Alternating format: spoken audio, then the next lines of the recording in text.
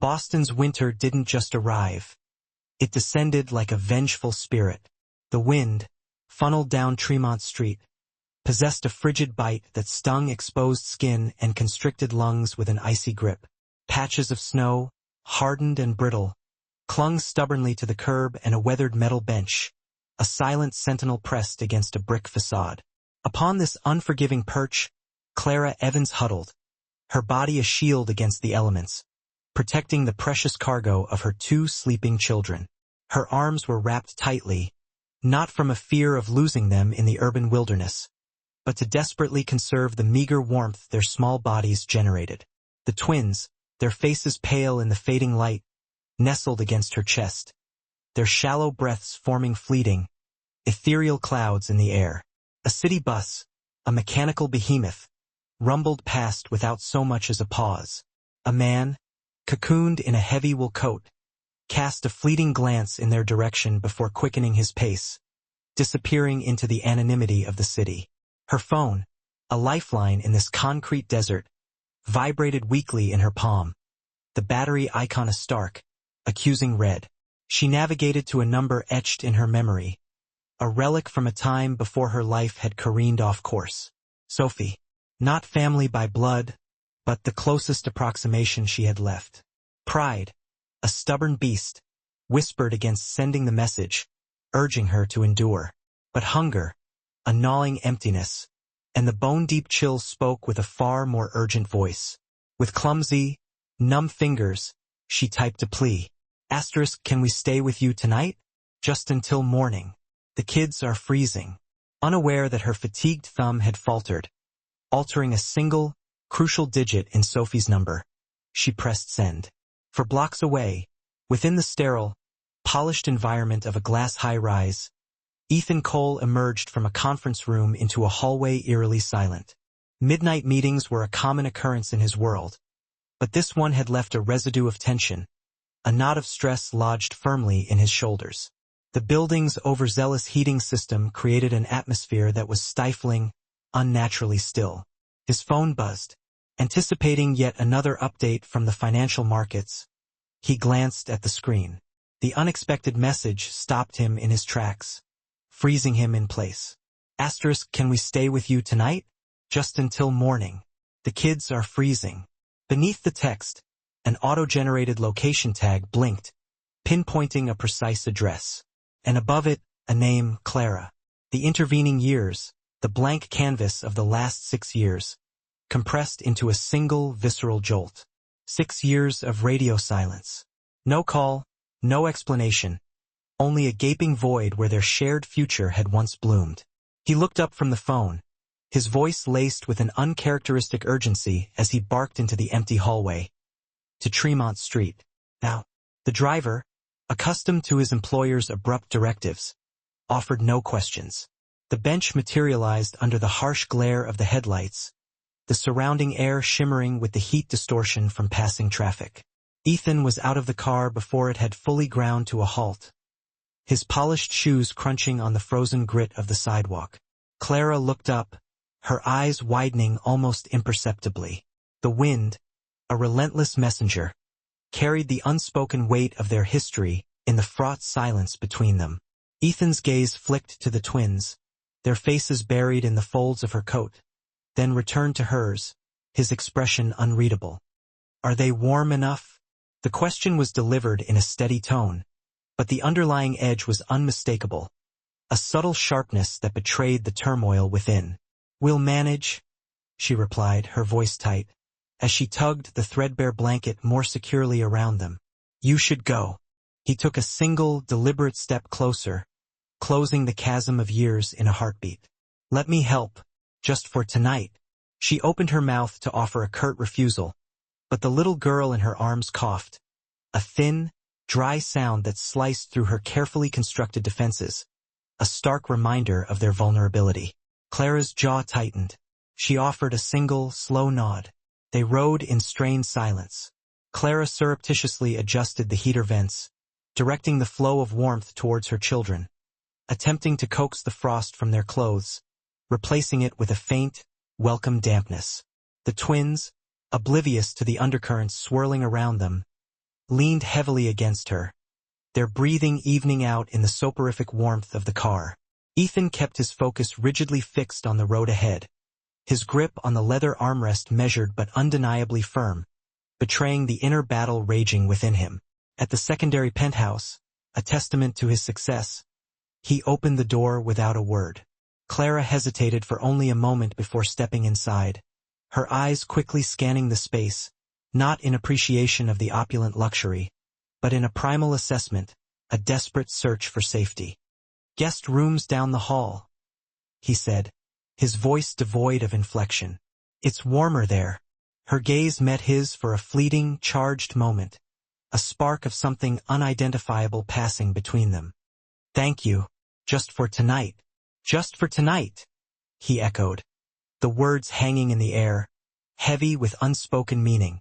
The elevator doors opened with a soft, almost apologetic chime, spilling a pool of warm light into the cool expanse of the marble hallway. Ethan exited first, his breath still catching in his throat from the lingering chill of the night air. Clara followed slowly, one arm cradling her sleeping daughter, the other gently guiding her son, who clung to her worn coat as if it were the only anchor in a turbulent world. "This way?" Ethan said quietly, his voice softened, leading them down the hall to a corner suite, a sanctuary of quiet elegance. He swiped his key card, the door unlocking with a muted click, a sound that echoed in the silent hallway. The room was undeniably spacious, but deliberately understated, a conscious choice for a guest space, a haven of tranquility. The gentle hum of the central heating filled the void, a soothing balm against the harsh reality of the streets below. Clara gently settled the little girl on the plush sofa, then crouched to unlace her son's worn boots, her movements economical but imbued with a deep tenderness. Ethan lingered near the doorway, an unwelcome observer in this intimate tableau. In the long, empty expanse of the last 6 years, he had imagined 100 different ways they might meet again, scenarios playing out in his mind like scenes from a half-forgotten play. None of them resembled this stark tableau. Her, in a threadbare coat, her face etched with weariness, 2 small children clinging to her as if she were the only safe harbor in a storm-tossed world. "There are clean towels in the bathroom," he said, his voice low, almost a murmur. "I'll have some food sent up." She didn't look at him, her focus entirely on her children. "Thank you, but just tonight." Ethan nodded, the simple words landing with a weight that far exceeded their literal meaning. A few minutes later, a discreet knock announced the arrival of room service. Steaming bowls of chicken soup, the aroma a comforting promise of warmth and nourishment, bread still warm from the oven, radiating heat, mugs of hot cocoa crowned with a generous swirl of melting marshmallows.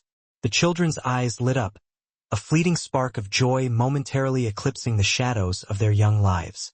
Clara murmured a quiet, automatic, "Eat slowly," but her gaze remained fixed on the window, drawn to the hypnotic dance of the snowflakes swirling in the amber glow of the streetlights. Ethan stood by the dining table, his hands shoved deep into his pockets, feigning absorption in his phone, scrolling aimlessly through emails. But his attention kept drifting back to them, drawn by an invisible force, to the way Clara smoothed her daughter's hair with a gentle, unconscious gesture, to the tiny cough her son tried, unsuccessfully, to suppress. When the children had finished, their bellies full for what felt like the first time in days, Ethan gathered the empty dishes, his movements efficient, and set them by the door. Clara rose, adjusting the blanket over the sofa where the twins now lay curled together, their small bodies intertwined for warmth and comfort. "You can take the bedroom," Ethan offered, gesturing towards the closed door. "It's warmer. I'll stay here." Her tone was final, brooking no argument. Ethan paused, searching for something to say, some magic combination of words that wouldn't push her further away, that might bridge the chasm of years and unspoken resentments. In the end, he simply nodded, acknowledging her boundaries. "Good night, Clara." She didn't answer, her gaze fixed on the falling snow. But as he turned to leave, he heard her whisper, almost to herself, a fragile offering into the silent room, "Good night." The first faint light of morning, a hesitant promise of a new day, slipped through the floor-to-ceiling windows, casting pale gold across the expanse of the living room. Clara stirred on the sofa, a blanket draped haphazardly over her shoulders, her body stiff from the unfamiliar contours of the furniture. Her daughter was still deeply asleep, her small hand curled trustingly against Clara's side, seeking reassurance even in slumber.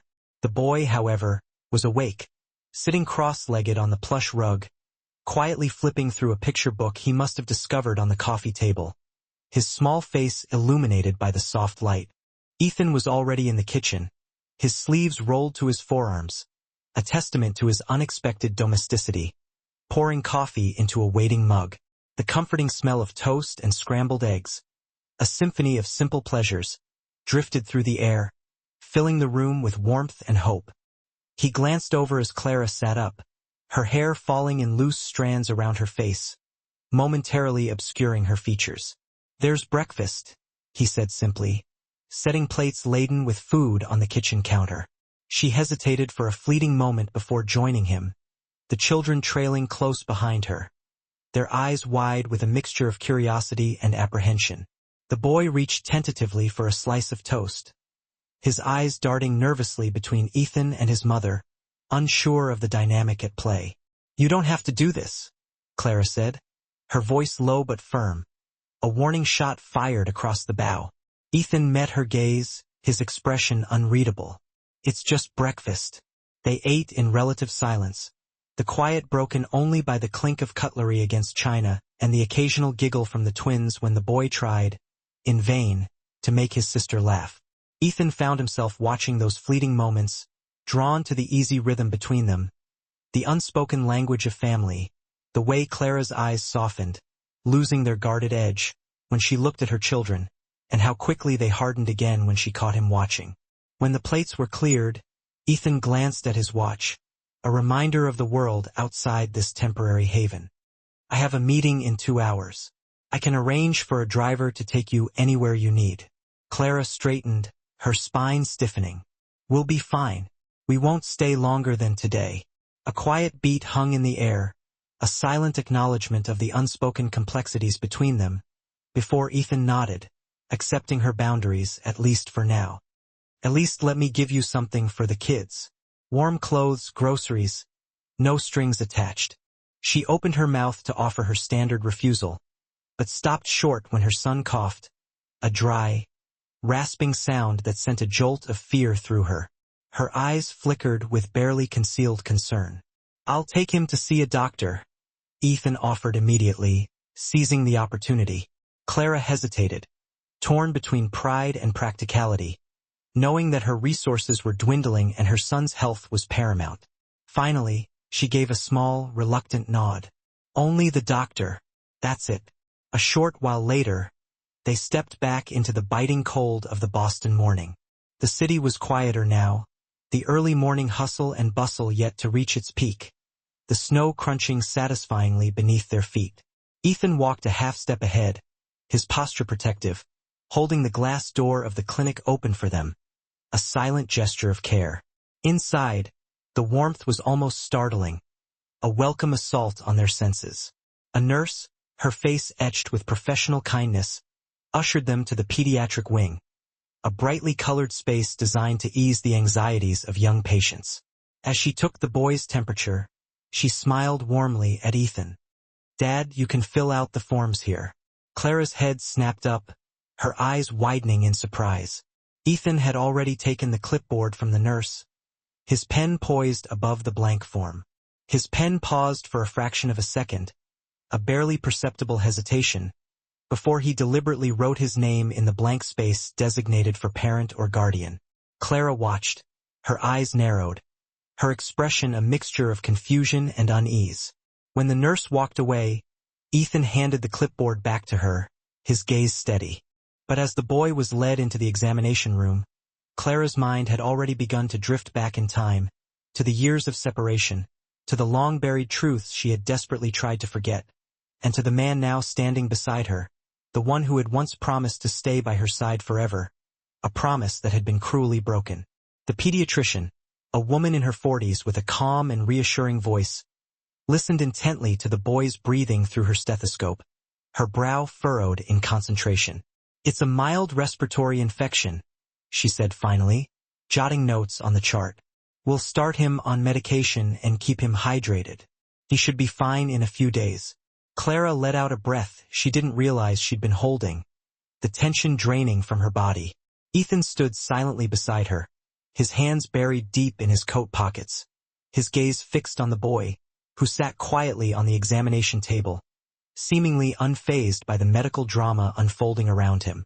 When the prescriptions were ready, Ethan took them without a word and paid at the front desk, his movements efficient and decisive.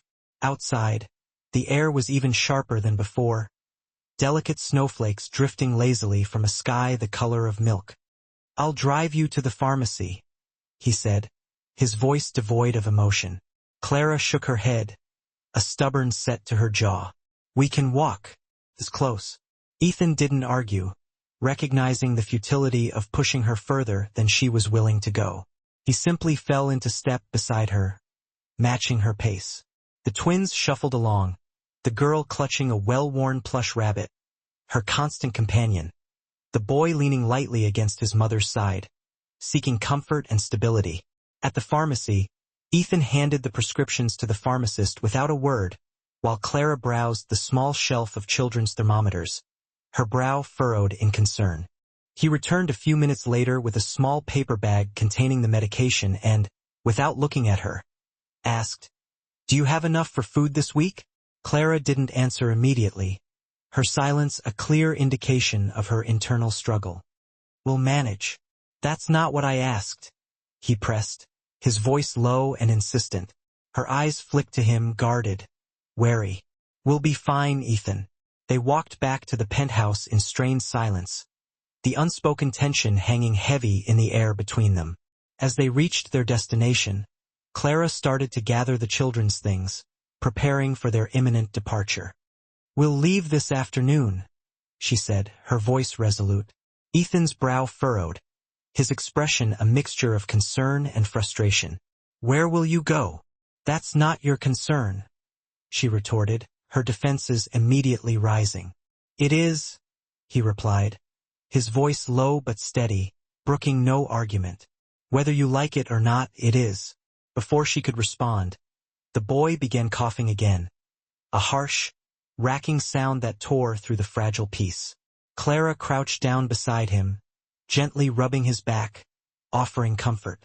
Ethan knelt too, closing the distance between them, meeting her eyes, his own filled with concern. "Stay at least until he's better." Clara hesitated, torn between her fierce pride and the undeniable practicality of accepting his help, knowing that her son's well-being was paramount. Finally, she gave a short, almost imperceptible nod. 2 days, no more. Ethan stood, a flicker of relief, quickly masked, crossing his expression. 2 days. That night, the twins slept soundly in the guest bedroom, their small bodies finally at peace. Clara sat on the edge of the sofa in the living room, wrapped in a thick blanket, watching the snow fall silently beyond the expanse of glass, the city lights blurring into a hazy glow. Ethan returned from his study, his face etched with weariness, holding 2 mugs of tea, a silent offering of comfort and companionship. He set one in front of her, the warmth radiating outwards. "Clara," he began, his tone softer now, almost hesitant. "6 years ago, why didn't you tell me?" Her fingers tightened around the ceramic mug, as if seeking anchor. "Because it wouldn't have changed anything. Not with your family." Ethan leaned forward slightly, his eyes searching hers. "You don't know that." She looked at him then, her gaze steady and unwavering, the vulnerability she had briefly allowed to surface now firmly hidden behind a wall of self-preservation. "I know exactly what they're capable of." For a long moment, neither spoke, the silence filled with the weight of unspoken words and long-held regrets. Outside, the city lights blurred in the swirling snow, creating an ethereal landscape, and somewhere between them, unspoken truths hung heavy, waiting to be faced, begging to be acknowledged. The next morning, sunlight spilled weakly through the tall windows, casting pale streaks across the living room floor. Clara emerged from the guest room, her hair loosely tied back, carrying a tray with 2 small bowls of oatmeal, a simple breakfast for the twins. Ethan was already in the kitchen, pouring coffee, his movements efficient and purposeful. He looked up as she entered, his gaze immediately drawn to her. "How's he feeling?" "Better," she said, setting the bowls on the table. "No fever overnight." "That's good." He hesitated for a moment, then added, "I cleared my morning. Thought I'd take you all somewhere warm for a bit. The aquarium, maybe." Clara's brows knit slightly, her suspicion immediately piqued. "We don't need a field trip, Ethan. They just need rest." "They've been stuck inside for days," he countered, his voice gentle. "A little distraction might help." And he paused, searching her expression, gauging her reaction. "So might a change of air for you." She didn't reply, simply continued setting spoons beside the bowls, her silence a shield against his attempts to break down her defenses. The twins soon pattered out of the bedroom, still clad in their pajamas, giggling softly at some private joke, their youthful exuberance a stark contrast to the strained atmosphere between the adults. Ethan watched as Clara gently coaxed them into eating, her patience unwavering, her love for them palpable. After breakfast, he left the room for a moment and returned with 2 small winter coats. Brand new, the tags still attached, a silent offering. "I guessed at the sizes," he said, placing them carefully on the back of a chair, avoiding her gaze. Clara glanced at the coats, then back at him, her expression unreadable. "You didn't have to. I wanted to." The simple words hung in the air, heavier than they seemed, laden with unspoken meaning and unresolved emotions. Later, in the car, the city rolled by in a blur of snow-dusted rooftops and slush-lined streets. The twins pressed their noses against the cold glass, pointing out buses and holiday lights, their small voices filled with wonder. Clara sat rigidly between them in the back seat, her posture careful, as if proximity to Ethan might somehow shift something she wasn't ready for, might crack the carefully constructed walls she had erected around her heart. At the aquarium, Ethan paid for the tickets without comment, his movements efficient, his gaze averted. Inside, the soft blue glow of the tanks cast an ethereal light on their faces, transforming them into otherworldly beings. The twins ran ahead, their youthful exuberance unrestrained, eager to press their palms against the cool glass, chasing the slow, mesmerizing drift of the jellyfish. Clara lingered a step behind, watching them, her heart swelling with a mixture of love and protectiveness, then catching Ethan watching her, his gaze filled with something she couldn't quite decipher. "They're beautiful," he said quietly, his voice barely above a whisper, but it wasn't clear if he meant the jellyfish or the children, or perhaps even her.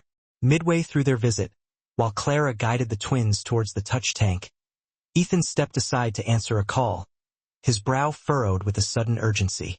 His voice dropped low, almost conspiratorial. "I need everything you can find on the rental history of Clara Evans in the past 6 years. And any legal records. Anything that paints a picture of her life." He ended the call quickly, slipping his phone back into his coat pocket before Clara turned around, her eyes questioning. When they left the aquarium, the late afternoon light was fading into the deep blue of an early winter evening, the sky a canvas of swirling grays and purples. Back at the penthouse, Clara helped the twins out of their new coats, her movements efficient and automatic. Ethan watched from the doorway, a faint crease etched between his brows, his thoughts swirling. "Clara," he said quietly as she hung the coats by the door, her hands stilled on the coat rack, her back to him. "Tomorrow let me take them to the park. Just for an hour. I want to know them." Her hands stilled on the coat rack, the silence stretching between them, thick with unspoken emotions and unresolved conflicts. She looked at him for a long moment, weighing something unspoken, searching for hidden motives. Then, finally, she relented, her voice barely above a whisper. 1 hour. Ethan nodded, a quiet satisfaction flickering in his eyes. 1 hour. The park lay under a thin layer of snow, the kind that crunched softly underfoot, a symphony of winter sounds. Ethan walked slowly, his posture relaxed, one hand buried in his coat pocket, the other holding his son's small, mitten-clad hand, guiding him carefully across the uneven terrain. Clara kept pace on the other side, her movements more deliberate, guiding their daughter, who was entirely focused on spotting squirrels, her eyes bright with excitement. The air was crisp and clean, invigorating, but the winter sun, though weak, spilled a golden light across the frozen pond, creating a picturesque scene. Ethan stole a glance at Clara, studying her profile. Her cheeks were flushed pink from the cold, her eyes fixed straight ahead, her expression unreadable. For a fleeting moment, it felt almost as if the years between them had somehow folded away, as if they were simply a family, enjoying a peaceful afternoon in the park. They stopped at a small playground, its swings swaying gently in the breeze, a silent invitation. The twins ran towards the slide, their laughter ringing through the still air, a melody of pure, unadulterated joy. Clara stood beside Ethan, her hands shoved deep into her pockets, her posture stiff. "They don't know," she said quietly, breaking the silence. Ethan turned, his brow furrowed in confusion. "About me," she clarified, nodding towards the children, who were now gleefully racing back towards them. "I never told them. I didn't want them to grow up wondering why their father wasn't there." A muscle tightened along his jaw, his expression hardening. "I should have been there." "You couldn't have been," she replied, her voice low but steady, her gaze unwavering. "They made sure of that." Ethan's gaze dropped to the snowy ground, his shoulders slumping slightly. "I'm going to find out exactly who did what," he vowed, his voice laced with a quiet fury. That evening, while Clara put the twins to bed, Ethan sat at his desk in the study, a manila folder spread open before him, its contents illuminated by the soft glow of the desk lamp. Inside were copies of rental histories, old forwarding addresses, legal documents, snippets of information painstakingly pieced together, forming a damning picture of a deliberate and systematic effort to erase Clara from his life, to sever all ties between them. At the bottom of the stack was a name he recognized all too well, a name that sent a cold wave of anger washing over him.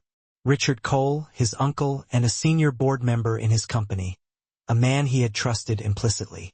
Ethan's grip tightened on the papers, his knuckles turning white. When Clara emerged from the twins' room, her face softened with the tenderness of motherhood. She found him still at the desk, his brow furrowed in concentration, his gaze fixed on the damning evidence before him. "What are you looking at?" she asked, her voice gentle. He slid the folder closed, his movements abrupt, concealing its contents from her view. "Nothing you need to see tonight."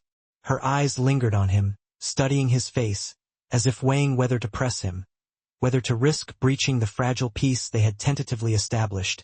But in the end, she said nothing, respecting his boundaries, at least for now. The next day, Ethan invited Clara for coffee at a quiet cafe near the harbor, a small, unassuming place with a cozy atmosphere.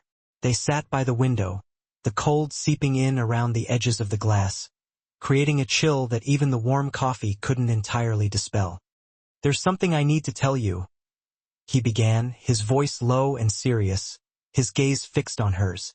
"I think I know who forced you out of my life." Clara's hands tightened around her ceramic cup, her knuckles white. "Ethan, no." He cut her off, his voice calm but unyielding. "This time, I'm not standing by. I'm going to deal with him." She studied him for a long moment, her eyes searching his, trying to gauge his resolve, then said softly, "And what happens when the truth comes out? About us, about them?"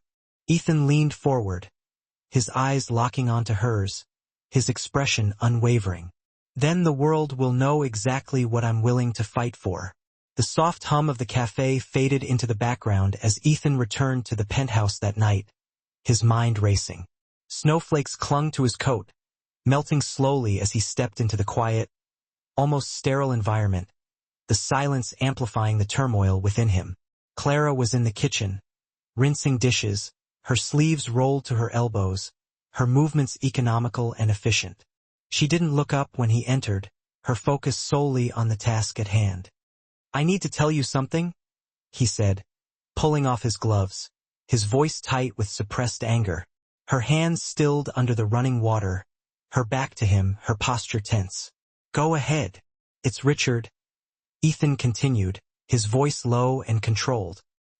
"He's the one who made you disappear from my life. He's been pulling strings since the day you left, manipulating events from behind the scenes." Clara turned slowly, drying her hands with a towel, her movements deliberate. Her voice was calm, almost eerily so, but her eyes were sharp, betraying the emotions churning beneath the surface. "And now he knows I'm back." Ethan hesitated, his expression grim. "He will soon." 2 days later, the call came, shattering the fragile peace they had managed to create. Clara answered the apartment phone while Ethan was out, a knot of apprehension tightening in her stomach. A smooth, controlled voice greeted her, sending a shiver down her spine. "Clara Evans, we finally speak again." Her grip tightened on the receiver, her knuckles white. "What do you want?" "To remind you that your presence in Boston is temporary," Richard said, his voice laced with a thinly veiled threat. "Leave before this becomes ugly. I have resources you can't even imagine." Clara's heart pounded in her chest, but her tone stayed level, defiant. "I'm not afraid of you," Richard chuckled, a chilling sound that echoed in her ear. "Then you've forgotten how the world works. Ask yourself, can you really protect them?" The line went dead, leaving Clara standing by the window, the phone still clutched in her hand, the silence broken only by the sound of her own ragged breathing. When Ethan returned, he found her standing there, her face pale, her eyes wide with fear. "Richard called," she said, her voice barely above a whisper. Ethan's jaw set, his expression hardening. "Then it starts. And I'm not letting him win this time." The following morning, Ethan walked into the opulent boardroom of Cole Infrastructure. The city skyline spread out behind him like a glittering tapestry. Richard was already there, leaning casually against the conference table, his posture exuding an air of confidence that Ethan knew was carefully constructed. "You're letting sentiment cloud your judgment," Richard said before Ethan even had a chance to sit down, his voice dripping with condescension. "This?" He gestured vaguely, encompassing Clara and the twins with his dismissive wave. "Family situation. It's a liability. Step away and the board will forget it ever happened." Ethan's reply was calm, almost cold, but his eyes burned with a fierce determination. "They're my children. She's the woman I love. I'm not stepping away from anything." A muscle ticked in Richard's jaw, his composure finally cracking. "Then be ready for the consequences." That night, Clara found Ethan in his study, staring intently at a legal document, his expression grim. She moved closer, peering over his shoulder, reading the heading, "Petition for Temporary Custody." "They're coming after us?" she said quietly, her voice filled with a mixture of fear and resignation. "They're coming after me," Ethan corrected, his voice steady, his eyes hardening with resolve. "And they'll regret it." The next morning, Boston woke under a sky the color of steel, the air heavy with an unspoken tension. Clara stood at the kitchen counter, slicing apples for the twins' breakfast, her movements mechanical, her mind racing. The quiet hum of the heater filled the room, a stark contrast to the turmoil brewing within her. Ethan walked in, his phone clutched in his hand, his expression carved from stone, betraying nothing of his inner thoughts. "They're going public," he said without preamble, his voice devoid of emotion. "Richard's called a press conference for tomorrow. He'll claim you're unfit, that I'm acting recklessly, endangering the children." Clara set the knife down, her fingers tightening around the edge of the counter, her knuckles white. "And the twins? They'll be part of his argument," Ethan replied, his voice low but firm. "Which is why we get ahead of him. We control the narrative." That afternoon, Ethan's lawyer, Marissa Grant, a woman with a sharp intellect and an even sharper tongue, joined them in the study. She was direct, her gaze shifting between them, assessing their strengths and weaknesses. "If you want to win," she said, her voice brooking no argument, "you'll need to speak first. Control the narrative." Ethan, you address the board. Clara, you tell the press exactly what happened 6 years ago. Clara's shoulders stiffened, her expression hardening. You mean tell a room full of strangers how I was forced to leave? How I carried our children alone while his family made sure he never knew they existed? Marissa's tone softened slightly, a flicker of sympathy in her eyes. Yes, because if you don't, Richard will twist it, manipulate it until it's unrecognizable, until you are the villain in your own story. Ethan stepped forward, resting a reassuring hand on Clara's arm. You won't be alone up there. I'll be right beside you. The next day, the coal infrastructure boardroom was packed, the air thick with anticipation. Cameras flashed beyond the glass walls as board members filed in, their faces grim, their expressions betraying the weight of the situation. Richard sat at the far end of the long table, his smile polite but sharp, his eyes betraying a hint of unease. Ethan stood at the head of the table, his shoulders squared, his voice clear and strong. Before we discuss projections or contracts, I need to make something clear. There's been speculation about my personal life. Let me end it now. I have 2 children, and I will protect them and their mother, no matter what it costs this company or me personally. A ripple of whispers spread through the room, a murmur of surprise and speculation. Richard's smile faltered, the carefully constructed facade beginning to crumble. Meanwhile, in the lobby downstairs, Clara faced a wall of microphones, the reporters jostling for position, their faces eager. The twins were upstairs, safe and sound, under the watchful eye of a trusted friend. This moment was hers alone, a chance to reclaim her story, to speak her truth. She drew a deep breath, steeling herself, and began. 6 years ago, I was in love with Ethan Cole. We planned a life together, a future filled with hope and promise. That future ended when someone in his family made it clear that if I stayed, they would destroy us both, Ethan, the twins. She paused, her voice choked with emotion. I left thinking I was protecting him, protecting our unborn children, sacrificing my own happiness for their well-being. Gasps rippled through the crowd, a collective intake of breath. I'm here now because I won't run again. My children deserve their father. And we deserve to live without fear, without the constant threat of manipulation and control. The footage spread online within hours, going viral, igniting a firestorm of public opinion. Hashtags calling for Richard's removal trended across social media platforms, the public outcry deafening. That evening, Ethan and Clara sat in the living room of the penthouse, the twins asleep in the next room, their innocence a precious gift. Clara leaned back into the sofa, her body slumped with exhaustion, the events of the day etched into her face. You were right, she said quietly, her voice barely above a whisper. We had to say it. We had to tell the truth. Ethan reached over, taking her hand in his touch warm and reassuring. We're not done yet, he said, his gaze locking onto hers. But now we're fighting on our terms, not his.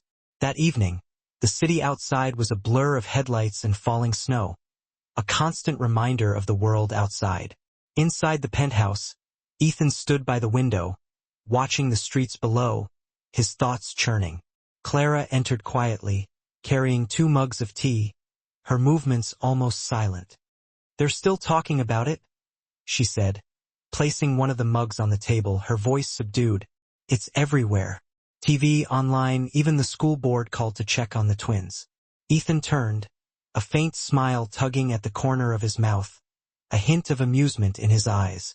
Good. The more people know, the harder it is for Richard to rewrite the story, to control the narrative.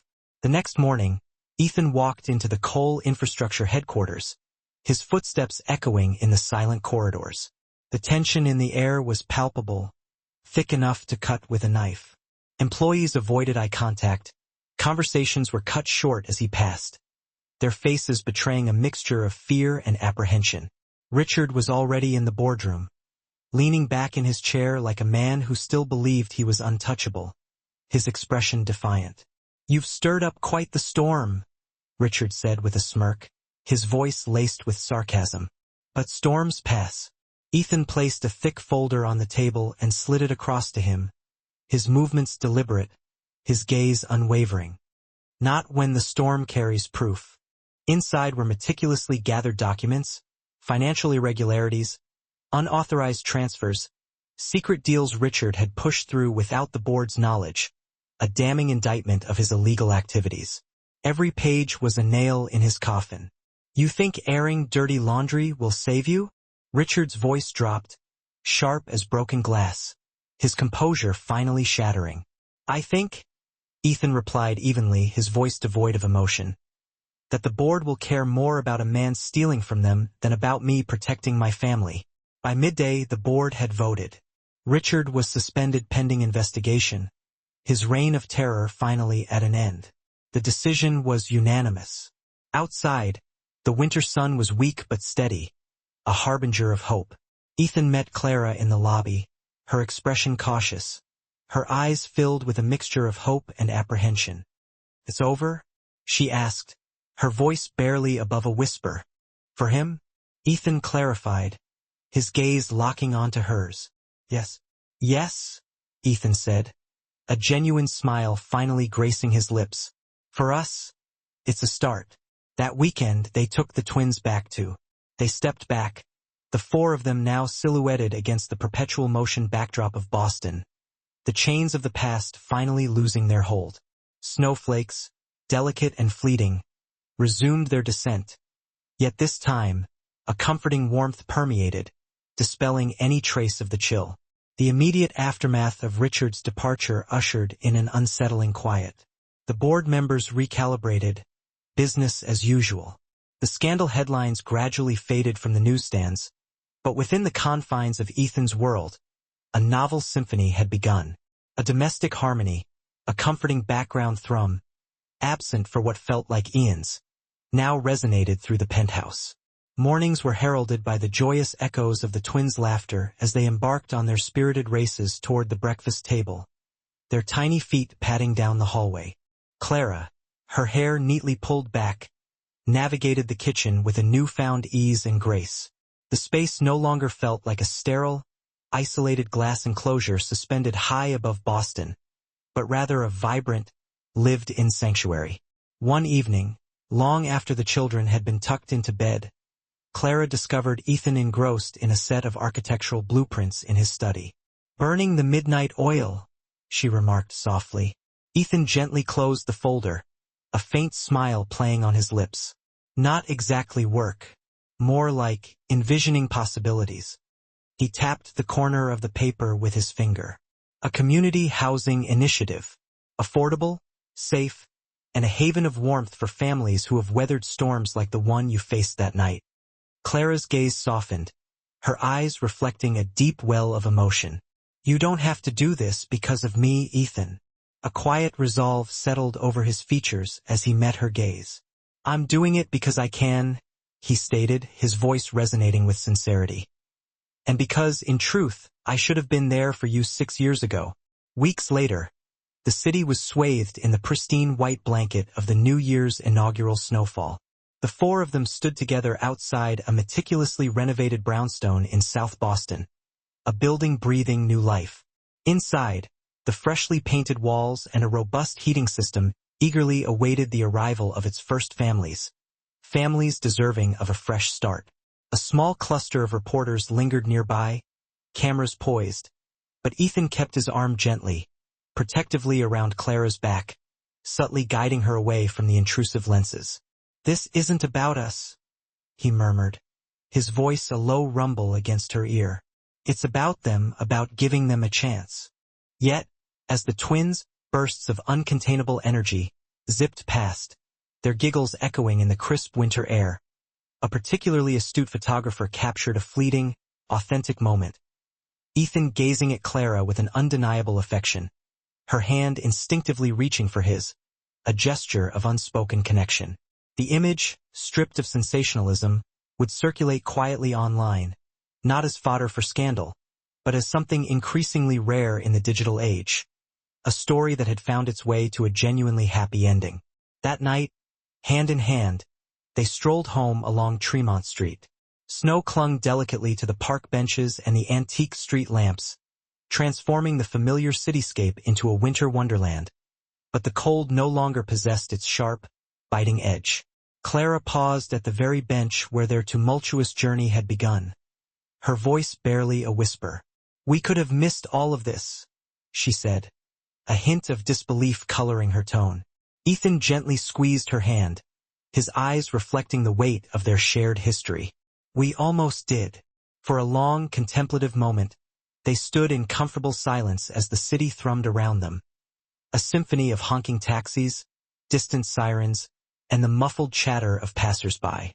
The lights from the penthouse glimmered faintly in the distance, a subtle reminder that their lives, though irrevocably transformed, were still unfolding, still brimming with possibility. And for the first time in years, neither of them was burdened by the heavy weight of regret. Neither of them was looking back. And so it was that their journey, born from the chill of a fateful night on a park bench, had finally found its way to its warmest, most comforting destination. Thank you for accompanying us on this narrative journey, for staying with this story until its very last moment. Your time and attention mean the world to us. If this story has resonated with you, if it has touched your heart in some small way, please consider liking this video, subscribing to our channel, and joining us tomorrow for another unforgettable tale.